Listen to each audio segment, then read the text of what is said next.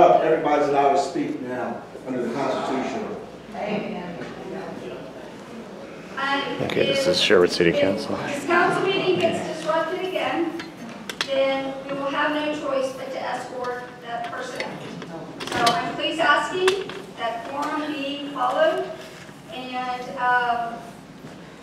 if there is an opportunity for people to speak at the end for those who have signed up. So moving forward, there were many reasons for it to go out, but I think most importantly we have a responsibility to the citizens that we always try to do the best that we can by them in a fiduciary manner, and that means financially as well. And so by putting it out to bid, we're not excluding anybody from the bid process, but the lease had come up. No negotiations could be agreed upon in terms of price and what all the research had showed us that we could be getting per square foot. So we had some other people express interest, other restaurant owners in Central Arkansas, that they would like to come to Sherwood, as stated in the meeting for Parks and Rec. And so the fiscally responsible thing to do is, and the fair thing to do, is to open it up in a legal bid process and allow for anyone who was interested in that met qualifications and had experience in order to put in a bid for that. So that is indeed what occurred. It was not a, shoot by the hip. It was thought through. There were many reasons for it. So that's basically the... Can I speak? Go ahead. Sure. Can I finish, please? So no, and I appreciate the explanation, Mayor. I'm just referring to what was in the email. July 25th with the golf cart lease project. There was a thought that they couldn't renew Joey's more than 5 years based on what they learned from that. They later got an AG's opinion that they could have and didn't have to go into the bid process. And that's what I'm talking about. So it sounds like we had a reaction to the golf cart lease that pushed us down a path that we really didn't have to take. And that's what I meant by the knee-jerk reaction. And that was based on the email that I got, which I have not read all. Yeah, so I would say if you continue down in that email, there were also some things that had been discovered over several months that were not positive. That Mr. Alexander didn't want to embarrass anybody and bring forward. It's all in the email, all the different reports and so forth.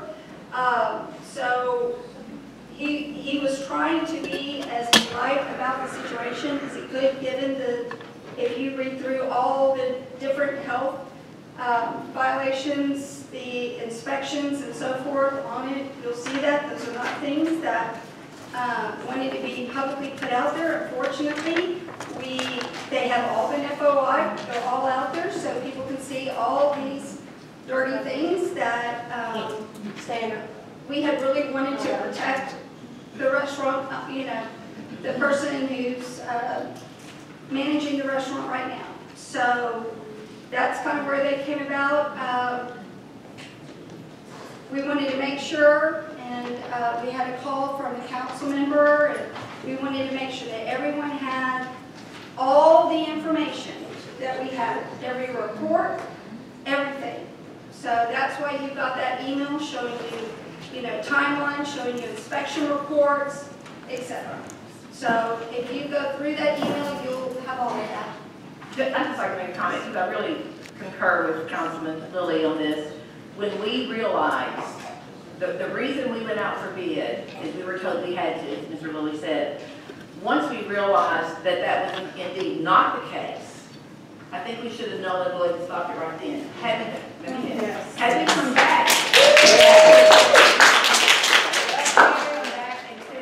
saw some of those things, when we actually were doing the bid or actually renewing the lease, then that would be appropriate at that time. I think that when you make a mistake and you don't have to bid, you stop that process and don't continue down that aisle and that route. And I think that's the thing that bothers me personally and professionally, because I think we had a false, and not mean intentional, I don't think Mr. I would do anything intentional. I think it was an assumption based on this law that this would be the same thing. And that should have been stopped. And I think that's the thing that makes us as a council and as a city take pause and why residents are not understanding the difference in that. And so I apologize if that occurred, but I think that we as a council could actually say, let's just start this over. I think there's something else. The bid process has just started. Yes.